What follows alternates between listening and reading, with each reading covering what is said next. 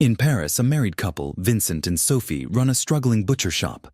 Business is slow and customers grow impatient with Vincent's odd habit of massaging the meat. One day, a group of vegan activists attacks the shop, throwing paint, smashing windows and covering the walls with graffiti. Furious, Vincent chases them down and tackles one of them, unmasking him before the others return, kick Vincent in the stomach, and escape. Later, Vincent and Sophie visit their friends, Stephanie and Mark, and share bad news.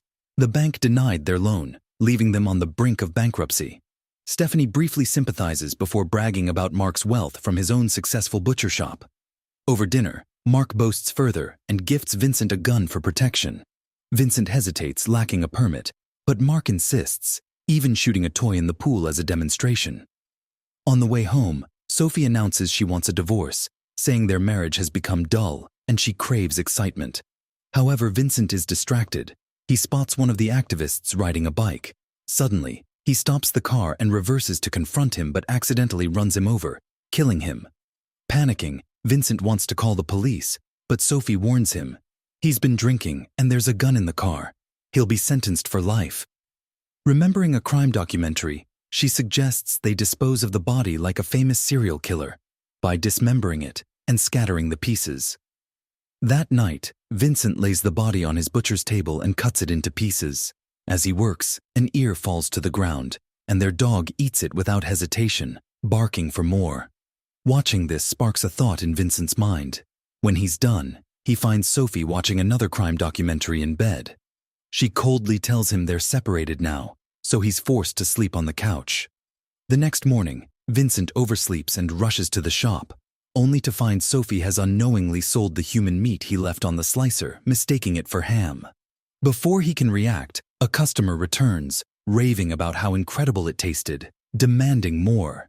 He tries offering something else, but she refuses, wanting only that ham.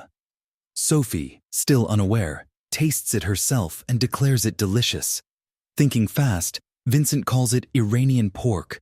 The woman buys more, and after she leaves, Sophie demands an explanation. When Vincent tells her the truth, she's horrified, but only for a moment. Instead of throwing the meat away, she insists Vincent should try it too. He refuses, but she convinces him they should at least sell the rest to dispose of the evidence. Soon, more customers arrive, all wanting Iranian pork.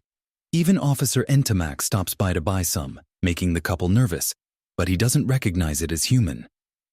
That night, Vincent finally eats the meat, and to his shock, he loves it. Sophie suggests they start killing people to keep selling it, but Vincent dismisses it as a joke. The next day, their daughter Chloe introduces them to her new boyfriend, Lucas, a proud vegan who respects meat-eaters but condemns extremists like those who trash the shop. The couple is unfazed until Chloe announces she's gone vegan too. During dinner, Lucas refuses to eat mushrooms cooked in chicken juice or drink their wine, claiming it contains crushed insects. He even rejects cheese and cake, calling Sophie an old cow while explaining factory farming. After Chloe and Lucas leave, Vincent, frustrated, agrees to kill people. They visit a vegan restaurant to scout their next victim. They choose the overweight cook, believing he has plenty of meat and little stress. Vincent follows him home and prepares to strike, but when the man screams, Vincent panics and runs away. Sophie immediately sees through his lie and tells him they need better plans. She shares new ideas from crime documentaries. The next day, they pose as vegan activists outside a grocery store.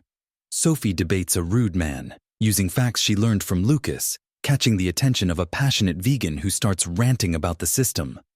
Unable to get a word in, Sophie scares him off with a crude remark. Soon after, a friendly vegan approaches them and invites them to a secret activist meeting.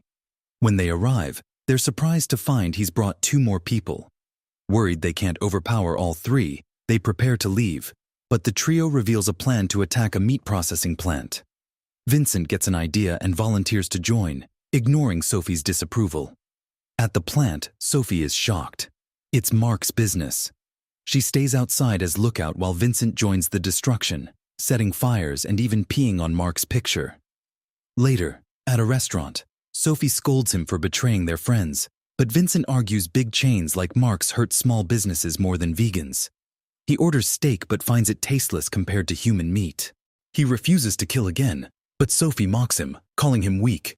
Enraged, he nearly stabs her with a fork but stops himself, declaring their relationship over. Later, Sophie flirts with their waiter, bonding over crime documentaries. She invites him home, and when he notices the butcher shop, he jokes about giving a ride to a butcher, because he's vegan. He kisses Sophie, but she bites his tongue, drawing blood. She invites him inside to clean up, secretly planning their next kill. As the waiter washes up, Sophie taunts Vincent with details of the kiss, making him jealous. Furious, he sharpens his knife but hesitates, remembering that the best meat comes from relaxed cows. Sophie massages the waiter to calm him, then tells Vincent to proceed.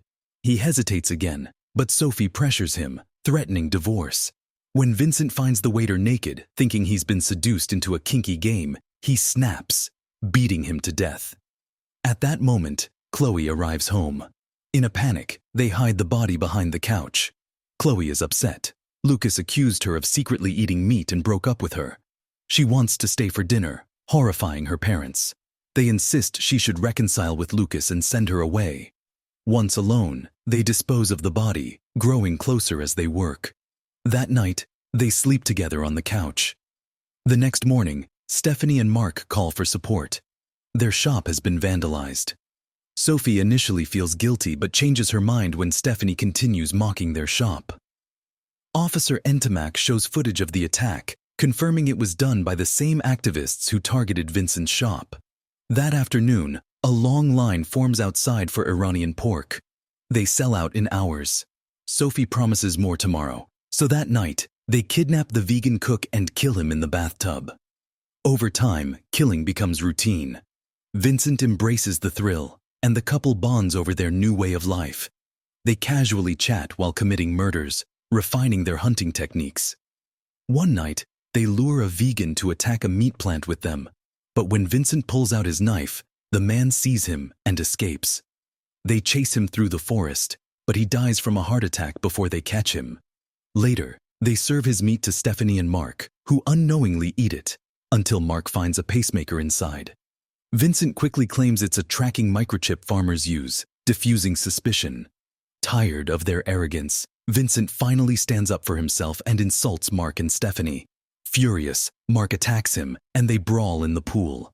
Vincent even bites Mark's ear off but quickly spits it out, pretending it was to make a point. Vincent starts studying animal documentaries, copying hunting techniques. The killings continue, and human meat excites the couple so much that they often get intimate afterward. One day, a man complains about their barbecue smoke, so they kill him too. At a vegan event, they run into Chloe and Lucas. To avoid suspicion, they pretend they've become vegan. Lucas mentions the missing vegans and blames the Butchers Guild. He then kicks them out, and an activist overhears. Outside, Sophie spots a black woman and convinces Vincent to break his rule against killing women. That night, as Vincent butchers her, his knife breaks. Fetching a new one, he runs into Entomac outside the shop. The officer mentions the missing vegans. Later, Vincent tells Sophie he threw the woman's meat away. He suspects they're being watched. He wants to stop, but Sophie, obsessed with breaking serial killer records, refuses. That night, Lucas apologizes for his outburst, but Sophie plans to kill him. Vincent, realizing this, kicks him out and declares their killing spree over. The next day, customers abandon their shop when they refuse to sell Iranian pork. That night, the activists kidnap Sophie, planning to butcher her. Vincent arrives just in time, killing them with the help of his dog. However, they're soon arrested, caught because of the pacemaker. In court, when asked if she has regrets, Sophie says she only regrets killing a guy with a pacemaker.